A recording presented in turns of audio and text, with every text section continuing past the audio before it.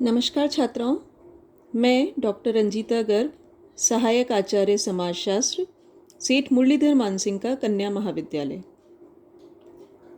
आज हम बात करेंगे दरखाइम दुर्खीम के बारे में। दुर्खीम जो है, इनका पूरा नाम है इमाइल दरखाइम। दरखाइम या दुर्खीम, जो भी आप इसे प्रोनाउंस करना चाहें। दुर्खीम जो है, इन्हें मुख्यतः समाजशास्त्र में ऑगस्ट कॉम्ट, जिन्हें हम समाजशास्त्र का जनक मानते हैं, उनके उत्तराधिकारी के रूप में जाना जाता है। ये माना जाता है कि सामाजिक विचारधारा में, समाजशास्त्री विचारधारा में कॉम्ट की भांति इनका भी बहुत महत्वपूर्ण योगदान रहा है। इनके विचार, इनके सिद्धांत, इन्होंने जो भी समाजशास्त्री अध्ययन किए हैं, वे समाजशास्त्र में एक मील का पत्थर के रूप में देखे जा सकते हैं। ये भी धार्मिक और तात्विक विचारधाराओं से स्वयं को दूर रखा इन्होंने, जैसे कि कॉम्ट ने रखा था। फ्रांस से ही बिलोंग करते थे, जहाँ से कॉम्ट थे। इनका वैज्ञानिक दृष्टिकोण के प्रति बहुत जागृति थी और वैज्ञानिक पद्धतियों को ही इन्होंने अपने समस्त अध्ययन का आधार बनाया था। दरखाइम का मानना था कि समस्त सामाजिक घटनाएं जो हैं, उनका मूल कारण स्वयं समाज है। यानी जो कुछ भी समाज में घटित हो रहा है, वो समाज के कारण ही है, या समाज ही सबसे ज़्यादा महत्वपूर्ण है, समाज ही उसके लिए उत्तरदायी है। उनका मानना था कि समाजशास्त्री का कार्य वास्तविक प्रयोगों द्वारा जो तथ्य प्राप्त किए जाते हैं, उनके आधार पर समाज का विश्लेषण और व्याख्या करना है, न कि मूल्यों के आधार पर अनुमान लगाना। दरखाइम एक बात पर हमेशा बल देते थे कि सामाजिक घटनाओं को जन्म देने में सामूहिक चेतना या जो समाज के कॉमन विचार, धारणाएं और भावनाएं हैं, वो बहुत महत्वपूर्ण है। ये उनका सामूहिक प्रतिनिधित्व का सिद्धांत था, जो कि समाजशास्त्री विचारधारा के क्षेत्र में दरखाइम का सबसे महत्वपूर्ण और आधारभूत योगदान माना जाता है। दरखाइम किसी भी विषय में अपना निश्चित मत तब तक व्यक्त नहीं करते थे जब तक कि उस विषय से संबंधित सभी तथ्यों को वो पूर्णतः जांच न लें। दरखाइम के जो सिद्धांत है, आत्महत्या का सिद्धांत, श्रम विभाजन का सिद्धांत, धर्म का सिद्धांत, इन सभी सिद्धांतों में दरखाइम ने इस बात पर बल दिया है कि हम सबसे पहले सामाजिक तथ्य के बारे में संपूर्ण जानकारी जुटाएं, उसके हर पहलू के बारे में पूर्णतः वैज्ञानिक अध्ययन करें, उसी के बाद किसी निष्कर्ष तक पहुँचे। अभी हम इनके जो वर्क हैं, इनकी जो किताबें हैं, उनके बारे में बाद में चर्चा करेंगे। पहले हम थोड़ा सा डिस्कस करेंगे इमाइल दरखाइम का जो जीवन चरित्र था, यानी उनका जो पर्सनल लाइफ थी, वो किस प्रकार की थी। इमाइल दरखाइम जो है, उनका जन्म 15 अप्रैल 1858 को फ्रांस के एपिनल नामक कस्बे में हुआ था। ये जो दरखाइम थे, ये बचपन से ही बहुत प्रखर बुद्धि वाले थे, बहुत इंटेलिजेंट थे। प्राथमिक और माध्यमिक कक्षाओं जो थी, उनमें भी इन्होंने बहुत अच्छी सफलता प्राप्त की। उसके बाद एपिनल के ही कॉलेज से इन्होंने ग्रेजुएशन की डिग्री प्राप्त की, और उसके बाद फ्रांस की एक बहुत प्रसिद्ध संस्था है इकोल नॉर्मेल, उसमें इन्होंने प्रवेश लिया। यहाँ पर पूरे विश्व से जो भी अलग अलग प्रतिभावान छात्र जो थे, वो यहाँ पर पढ़ा करते थे। तो उन सब के संगति का दरखाइम पर बहुत असर पड़ा।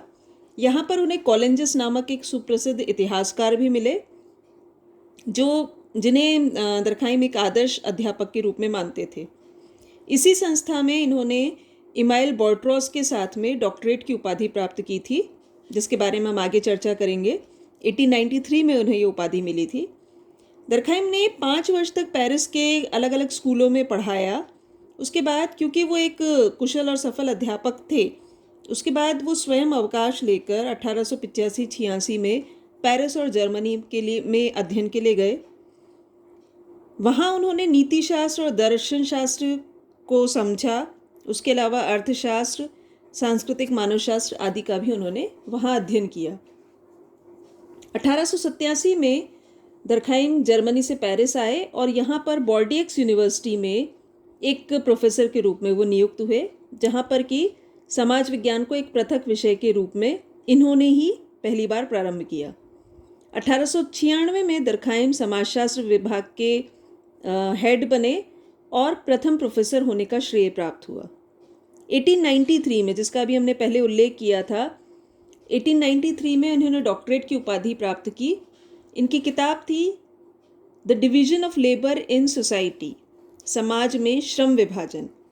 ये इनका डॉक्टरेट थीसिस थी, जिसके ऊपर इनकी शोध ग्रंथ बाद में प्रकाशित हुआ।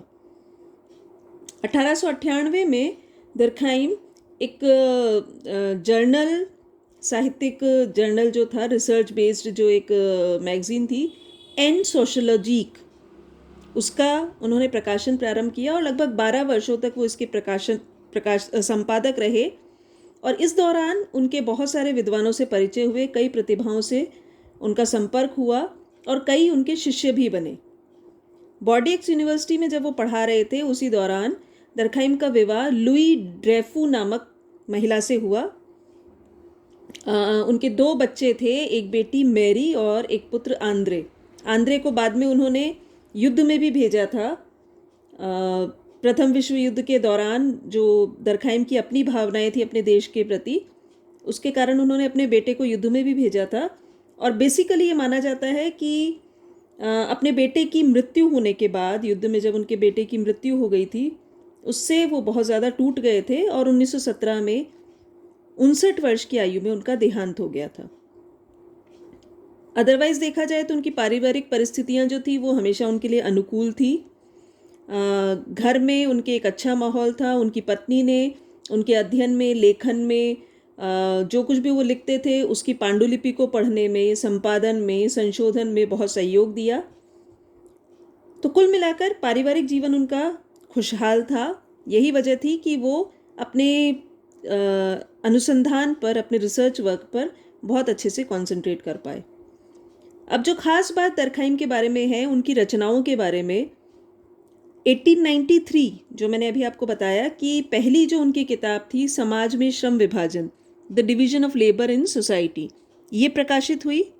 उसके ठीक 2 साल बाद 1895 में, 1895 में दरखाइम का एक बहुत महत्वपूर्ण कार्य, the rules of sociological method, समाजशास्त्रीय पद्धति के नियम जैसे हम कहते हैं हिंदी में, वो प्रकाशित हुआ। इस पुस्तक में दरखाइम ने पहली बार समाजशास्त्र को समझने के लिए या समाजशास्त्र में अध्ययन करने के लिए वैज्ञानिक पद्धतियों के प्रयोग पर बल दिया। कॉम्ट जो थे, जिसे हम कहते हैं दरखाइम कॉम्ट के उत्तराधिकारी थे, तो कॉम्ट जब प्रत्यक्षवाद की बात करते हैं या कॉम्ट कहते हैं कि हमें समाजशास्त्र को एक विज्ञान के रूप में स्थापित करने के लिए अति आवश्यक है कि हम समाजशास्त्र में वैज्ञानिक अनुसंधान पर बल दें।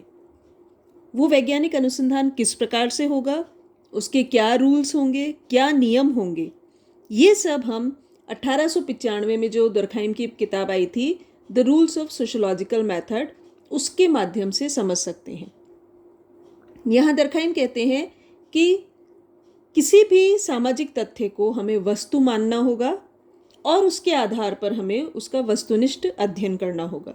इस किताब में उन्होंने आगे और बहुत सारी चीज़ें बताई है जो कि हम डिटेल में हमारे दूसरे टॉपिक में, जब हम सामाजिक तथ्य का जिक्र करेंगे, तब समझेंगे। 1893 में division of labour in society, 1895 में the rules of sociological method, और उसके बाद 1897 में दरखाइम की तीसरी बहुत महत्वपूर्ण कृति, ली सुसाइड, आत्महत्या, ली और सुसाइड, ली क्योंकि वो फ्रेंच से ट्रांसलेटेड है इसलिए ये वर्ड वहाँ पर लगाया गया है। दरखाइम की ये तीसरी किताब थी। आत्महत्या पर दरखाइम ने अध्ययन किया, जो कि एक बहुत महत्वपूर्ण समाजशास्त्रीय कृति माना जाता है। इस किताब में दरखाइम ने जो कुछ भी उन्होंने रूल्स ऑफ सोशोलॉजिकल मेथड में लिखा था, उस चीज़ को शब्दशः स्वयं फॉलो करके बताया। यानी जो नियम उन्होंने रूल्स ऑफ सोशोलॉजिकल मेथड में बताए थे कि समाजशास्त्र में किस प्रकार से हम पद्धतियों का इस्तेमाल कर सकते हैं, वैज्ञानिक पद्धति के क्या क्या नियम होंगे, उन सारी चीज़ों को उन्होंने आत्महत्या का अध्ययन करते वक्त ध्यान में रखा। उनको फॉलो करते हुए ही उन्होंने आत्महत्या का एक विस्तृत अध्ययन प्रस्तुत किया। तो एक बहुत महत्वपूर्ण कार्य इसे माना जाता है। उसके बाद क्योंकि एक लंबे समय तक वो एन सोशलॉजिक जो मैगजीन थी उसके प्रकाशन में व्यस्त रहे, तो उसके बाद मरणोपरांत नहीं, 1912 में उनके जो अलग अलग वर्क थे उसको मिलाकर उनकी एक किताब प्रकाशित हुई, elementary forms of religious life, धार्मिक जीवन का प्रारंभिक स्वरूप, the elementary forms of religious life 1912 में प्रकाशित हुई। ये दरखाइम का चौथा सबसे महत्वपूर्ण कार्य था, जिसमें उन्होंने धर्म के प्रारंभिक स्वरूप का उल्लेख किया कि धर्म प्रारंभिक रूप में किस प्रकार का था और धीरे धीरे करके वो वर्तमान समाज में किस प्रकार से परिवर्तित हुआ है। तो ये दरखाइम के खास वर्क थे। उसके अलावा 1922 में यानी उनके मरणोपरांत कुछ और किताबें उनकी प्रकाशित की गई, जो उनके अलग अलग लेख थे उनका संकलन करके। 1922 में शिक्षा एवं समाजशास्त्र, 1924 में समाजशास्त्र एवं दर्शनशास्त्र, 1925 में नैतिक शिक्षा, 1925 में ही समाजशास्त्र एवं सेंट सिमोन, ये कुछ ऐसी पुस्तकें थी जो कि उनके मरणोपरांत प्रकाशित की गई।